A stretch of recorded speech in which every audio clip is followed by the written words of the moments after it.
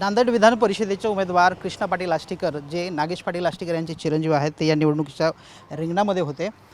काय सांगाल, तुम्ही मध्ये जाऊन आलात आणि काय काय विश्वास वाटतोय? आत्ता पेट्या ह्या ठिकाणी आत्ता फोडण्यात आल्या सर्व उमेदवारांच्या समोर। बघूया, प्रचंड आशावाद आहे। मी जी गणितं लावली होती त्या पद्धतीने मतदान तर झालं आहे। शेवटी आई जगदंबेची इच्छा। तुम्ही विजयापेक्षा 30-40 जास्त मतं मिळतील असं सातत्यानं बोलतो। 30-40 नाही, मी आपल्याला 20-25 मतं म्हणलो होतो आणि जवळजवळ खात्री आहे। बघूया, प्रयत्न तसा म्हणजे आता प्रयत्न करून झाला आहे, मतदान होऊन झालं आहे, निकाल शेवटी आता मतदार राजांनी कुणाला कौल दिला आहे ते बघूया। किती मतं मिळतील साधारण? अपेक्षा तर आहे 250 मिळायला पाहिजे, बघूया शेवटी। तासा 2 तासामध्ये हे सगळं पिक्चर क्लिअर होणार आहे। मला सांगा, नागेश पाटील आष्टीकर, खासदार नागेश पाटील आष्टीकर आज नांदेडमध्ये येणार आहेत विमानतळावर असं सांगितलं जाते, तुम्हाला काय माहिती आहे का? हो, येणार आहेत। बोलणं झालं आहे तुमचं? हो, काय काय बोलणं झालं आहे? पहिल्यांदा काल त्यांनी खुलासा केला माध्यमावर। यावर नंतर बोलूया कधीतरी, काय ठीक आहे। पण वडिलांच्या स्वागताला नक्की जाणार आहे आणि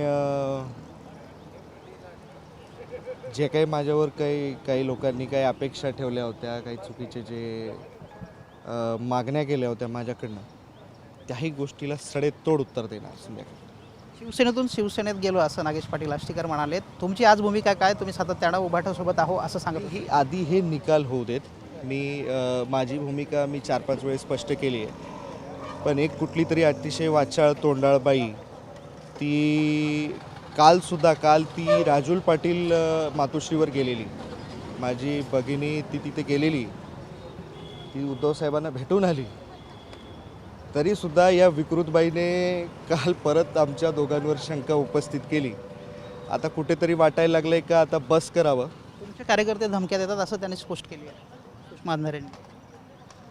असं कुणी फोन करून सुषमा अंधारे यांनी पोस्ट केली आहे की तुमचे कार्यकर्ते फोन करून शिवेगाळ काहीतरी करून त्या तिला ना TRP घ्यायची सवय लागली त्या बाईला, आणि मी म्हणतो ना विकृत मानसिकतेची बाई आहे। आता ज्या अर्थी तिनं मला माझे वडील जिवंत असताना पिंडदान कर किंवा असं काही बोलली आहे ना, त्यामुळे तिच्यावर असं काही फारसं बोलावं असं वाटत नाही आहे।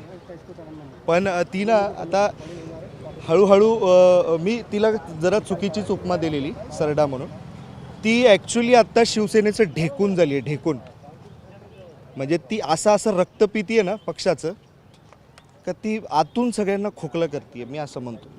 मला तुमच्या वडिलांनी घेतलेला निर्णय पटलाय का? नाही, एक मिनटं, आता या विषयावर आपण नको बोलूया। आता हे निवडणुकीचं काळ आहे, या निवडणुकीच्या याच्यामध्ये बोलूया आणि हे सगळं निकाल झाल्याच्या नंतर संध्याकाळी सविस्तर आपल्याला सगळ्यांना बाईट देईन चांगली।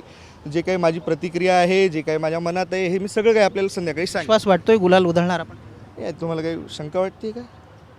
तर हे होते महाविकास आघाडीचे पुरस्कृत उमेदवार कृष्णा पाटील आष्टीकर आणि त्याने सांगितलं की गुलाल उधळण्याची संधी नक्की मिळणार। व्हिडिओ जर्नलिस्ट गणेशसह गजानन देशमुख, TV9 मराठी, नांदेड।